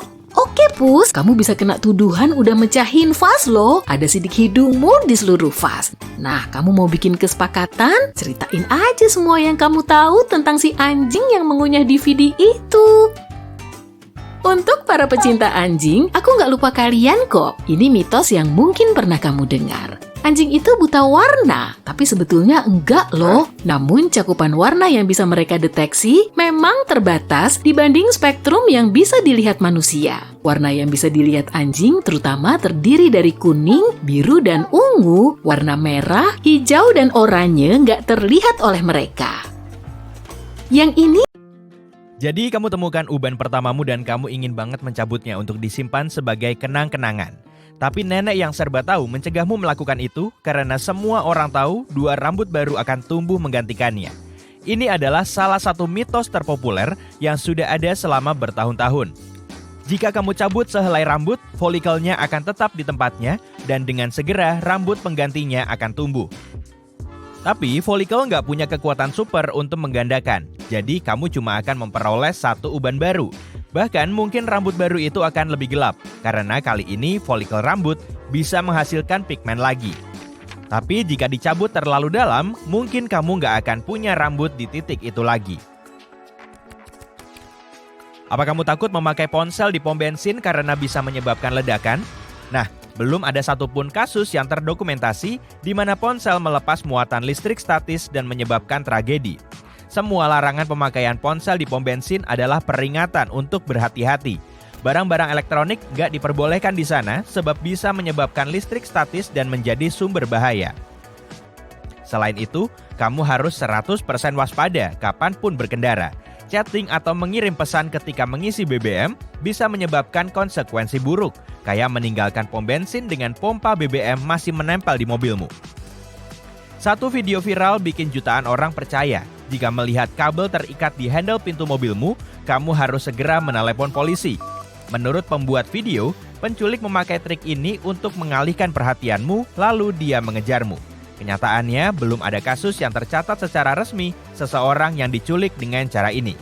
Legenda perkotaan ini pasti berasal dari unggahan Facebook tahun 2015 yang menyebutkan trik kabel itu dan dibantah segera setelah video ini keluar. Tapi ide itu terus hidup dan terus mengemuka. Menjaga diri dan mengikuti aturan sederhana agar kamu tetap selamat di jalan adalah sangat masuk akal. Sebaiknya kamu sedikit belajar bela diri, parkir di area dengan penerangan baik dan selalu melihat hal-hal dan orang-orang mencurigakan di sekeliling sebelum masuk mobil. Ingat juga, banyak mitos dan legenda kota dibuat cuma untuk mencari perhatian dan agar pembuatnya memperoleh banyak like dan share. Jika kamu bubuhkan gula coklat ke dalam kopimu, dengan keyakinan ini lebih sehat dari gula putih, ini bukan ide terbaik. Gula coklat memang mengandung mineral, tapi jumlahnya sedikit banget hingga nggak bisa benar-benar berguna bagi kesehatanmu. Sebaliknya, jumlah kadar kalori dan nutrisinya sama dengan gula putih. Bedanya cuma di warna, cita rasa, dan proses produksinya. Gula coklat nggak begitu banyak melalui proses kimia. Jadi kalau kamu ingin mengurangi kalori, jenis gula mana yang kamu bubuhkan ke dalam makananmu nggak benar-benar penting. Saat menekan tombol snooze di pagi hari, sebenarnya kamu nggak akan benar-benar memperoleh tambahan tidur 10 menit loh. Menunda waktu bangun memang terasa enak, tapi tombol snooze membuatmu merasa lebih capek alih-alih memberimu istirahat tambahan. Kamu punya siklus biologis tersendiri yang menyesuaikan dengan jadwalmu. Jika kamu bangun dan langsung tidur lagi, otakmu jadi bingung. Inilah alasannya kenapa kamu makin sulit bangun saat alarm berbunyi untuk kedua atau kelima kalinya. Dalam jangka panjang, tombol snooze akan mengacau kemampuanmu memperoleh tidur nyenyak berkualitas. Mitos seputar tidur populer lain adalah bahwa kamu menelan sampai 8 laba-laba tiap malam tanpa sadar. Tenang, kamu nggak menelan laba-laba sama sekali kok. Bagi laba-laba, kamu kayak raksasa atau lebih mirip gunung di lanskap. Suara apapun yang kamu buat selama tidur seperti bernapas atau detak jantungmu sangat menakutkan serangga itu. Jadi, yang mereka inginkan cuma tetap sejauh mungkin dari kamu. Mitos ini mendunia setelah satu artikel majalah yang menyinggung kalau orang mudah percaya apapun yang mereka lihat di dunia maya. Ya, biar bagaimana artikel itu benar. Kamu nggak benar-benar harus menunggu 30 menit atau lebih untuk berenang setelah makan siang. Mitos ini sudah ada lebih dari seabad karena ini adalah aturan yang diterbitkan di buku Saku Pramuka 1908. Katanya, berenang kurang dari 90 menit setelah makan bisa menimbulkan konsekuensi sangat berbahaya. Ini bikin banyak orang percaya, karena pencernaan mengalihkan aliran darah dari otot-otot ke perut, renang bisa menghambat aliran darah menuju perut, hingga kamu kram dan bahkan bisa tenggelam. Di dunia nyata, darah yang mengalir ke perut lebih banyak, tapi ini nggak berpengaruh pada lengan atau kakimu. Makanan justru bagus untuk renangmu karena bisa memberimu energi tambahan. Dan jangan lupa minum cukup air dengan makanan agar tetap terhidrasi. Berlian mahal sekali karena langka banget kan? Ternyata berlian gak selangka yang ingin mereka yakinkan ke kita. Batu merah delima, zamrud, dan safir jauh lebih langka dan jauh lebih mahal daripada berlian. Ilmuwan bahkan sudah menemukan cara untuk bikin berlian tiruan hingga produksinya agak mudah. Jadi harga yang mau dibayarkan orang adalah hasil kampanye pemasaran yang sukses sejak lebih dari seabad lalu. Perusahaan yang menambang dan menjual berlian menyebarkan mitos tentang permata ini di seluruh dunia. Mereka yakinkan semua orang di planet ini bahwa harga itu masuk akal. Selain itu, mereka telah mengubah batuan ini menjadi perlambang cinta dan pertunangan. Film-film bikin kita percaya bahwa semua dinosaurus adalah kadal raksasa berbahaya, tapi di dunia nyata ada beragam spesies dinosaurus. Sebagian nggak lebih besar dari kucing atau anjing golden retriever. Sepertinya jumlah spesies yang lebih kecil lebih banyak dibanding kerabat mereka yang besar. Selain itu, beberapa dinosaurus kayak T-Rex bahkan tertutup bulu, terutama di tahap awal kehidupannya. Makin dalam kamu menyelam di laut, makin gelap keadaannya, sampai kamu nggak bisa melihat sinar lagi. Warna-warna berubah dari hijau kebiruan di dekat permukaan sampai corak biru yang lebih gelap, lalu turun menjadi ungu dan hitam pekat. Nah, sinar matahari menembus perairan dalam dengan lemah, jadi teknisnya di bawah 975 meter secara resmi nggak ada sinar matahari. Tapi di sana ada jenis sinar lain loh. Ini semua tentang pendaran biru dan hijau. Pendaran menghasilkan cahaya berkat enzim yang bernama luciferase. Enzim ini memecah molekul-molekul energi tinggi dan memproduksi foton dalam tubuh bakteri serta sebagian ikan laut dalam. Sepertinya logis kalau musim panas begitu hangat karena planet kita jadi lebih dekat ke matahari, dan musim dingin begitu dingin karena posisi bumi jadi sejauh mungkin dari bintang kita. Tapi ini adalah mitos populer lain. Ketika di belahan bumi utara sedang musim panas, planet kita sebenarnya nggak lebih dekat ke matahari. Justru sebaliknya, bumi ada di titik terjauh dari matahari selama bulan Juli dan di titik terdekat di bulan Januari. Musim panas lebih hangat karena poros bumi kita miring. Selama orbitnya, kemiringan bumi memungkinkan energi dari matahari lebih langsung terkena kita karena sudutnya lebih curam. Sabuk asteroid itu nggak seberbahaya yang digambarkan film-film blockbuster loh. Kalau kamu harus bepergian lewat sabuk asteroid, penerbanganmu nggak akan kaya melalui medan bebatuan yang saling bertabrakan. Sabuk asteroid adalah zona yang jauhnya antara 320 juta sampai 428 juta kilometer dari matahari. Ini adalah ruang kosong yang sangat terisolir dan sepi dengan banyak ruang di sela-selanya. Kalau semua asteroid dari sabuk itu ditarik jadi satu, kamu akan memperoleh massa sekitar 4% dari bulan kita.